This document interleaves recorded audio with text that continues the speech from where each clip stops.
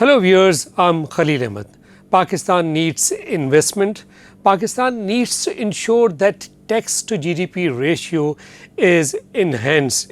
At the moment it is 9%, but it should be more than that in order to meet its expenses. We are going to discuss about the state of economy of Pakistan, and for that I am joined by Mr.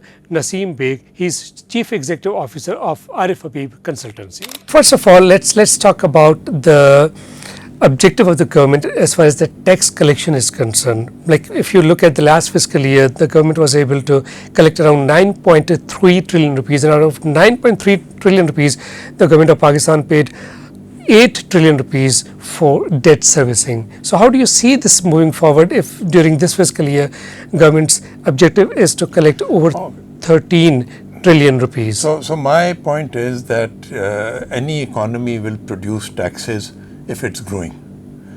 We have a stunted growth. Our focus ought to be on growing the economy rather than on collecting taxes. That is, to me, the biggest flaw in our tax structure. And there's a bigger structural issue in the tax law which needs a lot of debate amongst economists and others. We want to collect tax on incomes. Who generates income? The most efficient of us, the most productive of us, so we want to penalize them. It's contradictory. I mean, you want people to be productive, to create jobs, to be industrious, and we want to punish them for being regressive taxation system. Any tax on income is regressive to That's my right. mind. That's right. The only correct tax is taxing wealth. We have various classes of wealth. Corporate entities have wealth, individuals have wealth in terms of a lot of real estate, whether agricultural, urban, other sorts. Those are not really producing the tax they ought to, and those are the ones, the holding which creates inequality in society. Historically, when we adopted the pre-creation of Pakistan income tax law of India, it had two elements. One was tax on earned income and the other on unearned income. The unearned was when you got rent on a property or you got interest on sitting on a deposit or something like that. You hadn't been productive, you were just sitting on an tax asset. on wealth. So the tax of that income was taxed at a higher rate than the tax on earned income, which was considered that someone's doing a job, working hard, doing salary and profitability, and doing a business, running a business, etc. So earnings of those were taxed at a lower rate. Then somewhere in our Republic of Pakistan we went wrong, and we decided no, taxing interest should only attract 10% tax. Okay, and businesses 30-40% is fine. So we've been going around it in a very, very wrong way. We started correcting it, but to my mind, collecting tax is the main focus, is the wrong focus. Focus must be growth, growth and growth. So I do not necessarily agree with these problems the way you frame them. So growth, we don't see growth. Like even if we look at today's figures, like tax to GDP ratio, as per the finance minister's words, it is just 9% even today. Yeah. Like so unless your GDP grows, you're not going to grow your tax earnings, whether it's on wealth or anything else. And GDP is shrinking. It's at around. Yeah. So my point is, it is the wrong focus. Our focus must be how do I grow the GDP. Now we've seen spurts of growth in the past, but because we in the past made the mistake of focusing too much on growth, not on the quality of growth, but growth through services. If you take the early 2000s, we started off on telephony, this, that, the other, a lot of services. Consumption-oriented growth.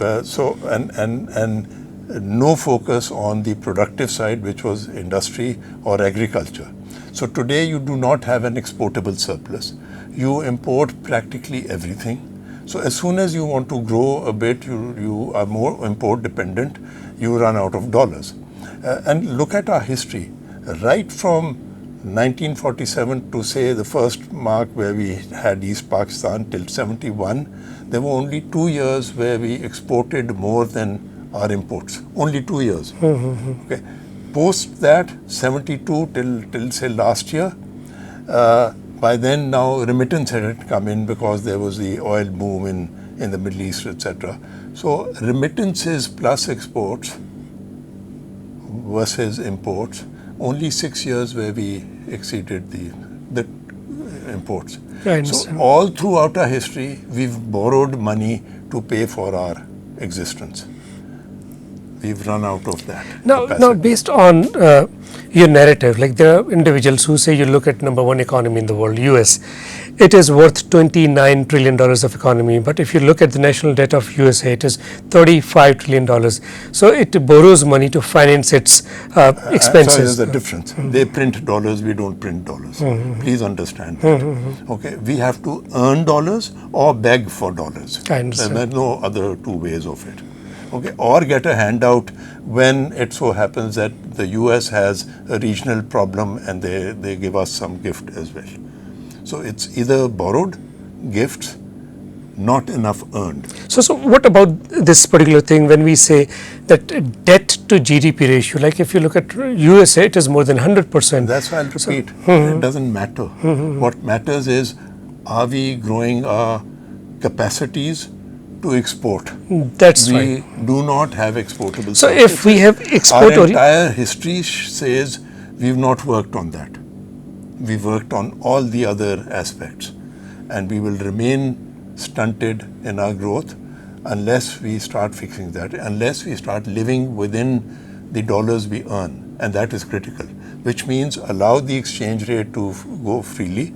You currently borrowed dollars and then say, oh, we've allowed it market exchange rate. Don't borrow dollars. When you'll be short of dollars, the price of dollar will shoot up, and then you will be touched with reality. Yes, you will need to protect the bottom of the pyramid with some direct support. Otherwise, overnight, if the exchange rate shoots up and they have more inflation, they can ill afford.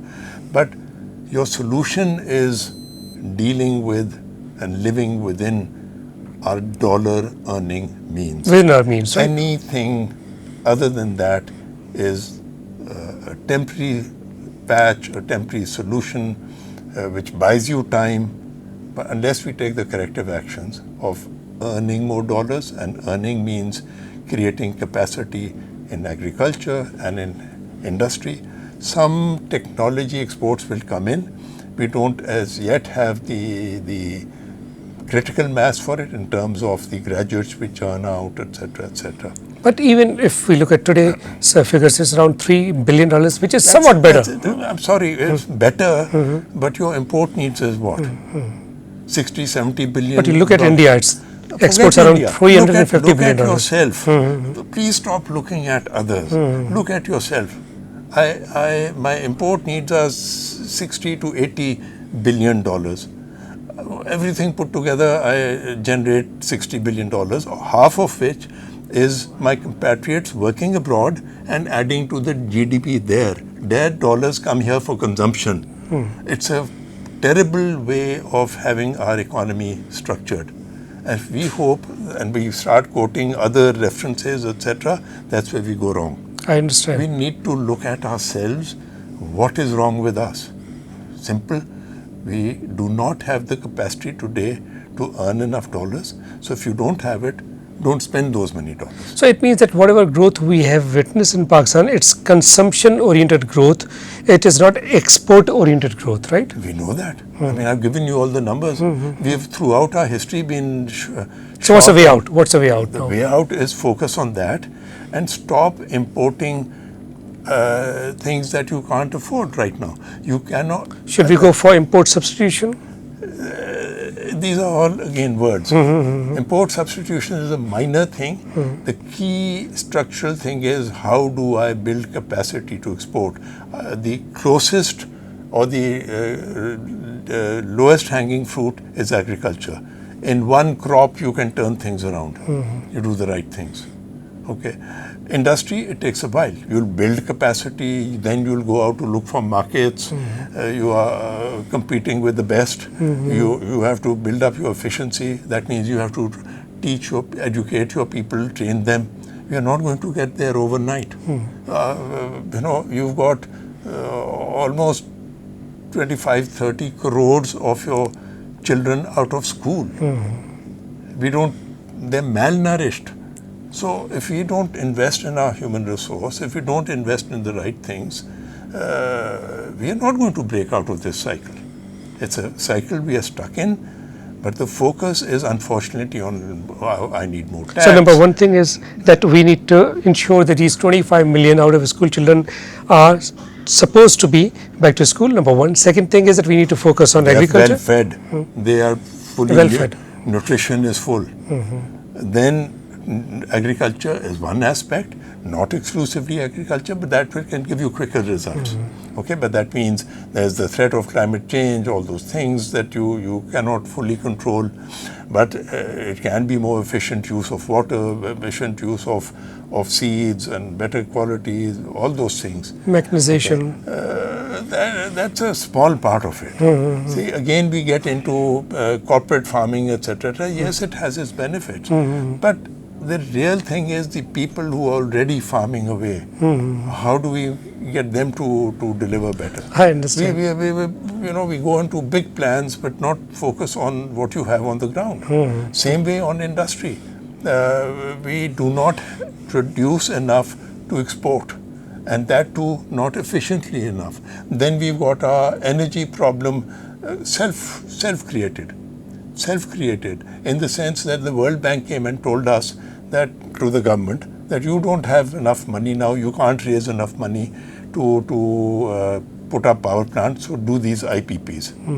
IPPs typically 20% is self-equity, 80% is borrowed, and this is on the assumption that no one's done any over-invoicing, etc. 80% that the IPP party borrows in the marketplace, the lender says, oh well, you've got only a single buyer, I need sovereign guarantees. So sovereign walks in, gives the guarantees. Those are good enough, but he wasn't good enough to borrow on his own according to the World Bank. I understand. If he wasn't good enough to borrow, how come his guarantees are good enough? That's so we right. did a stupid thing to ourselves, and we created this problem. I understand. Now we are trying to put pressure on people. You've got contracts, you can't back out of them. It's self-created. The only way you can deal with it is, okay, the tariff includes debt repayment. Elongate the debt, pay them better, because the government income and expenditure is a cash basis. If I can delay my payouts of what I have to pay in debt, I can reduce my deficit tomorrow morning. Okay, it's a matter of addressing the right issues. To my mind, we are not addressing them. I understand. So is there any beacon of hope? Like one more thing which people do talk about is undocumented economy. And recently, the finance minister said that Pakistan's cash economy is there in addition to that undocumented economy, which is worth 9 trillion rupees. So is it an economy that's giving out jobs? It's creating jobs, or isn't it? It must be. So you want to kill it. I understand. I mean, I keep repeating, why are you fixated on tax and documentation and all those things, creating hurdles? A person is in the undocumented side because he doesn't want the government departments to come and create hurdles. And we say, no, we must create hurdles because I need more tax. More tax is the wrong focus. Okay, what about the role of the banking sector? The actual focus, the function of the banks is to collect my deposits and ensure that this money is lent to the private sector for investment. At first, there's a misunderstanding. When a bank takes your deposit and turns around and lends it, your deposit doesn't get blocked that you can't come and withdraw it tomorrow.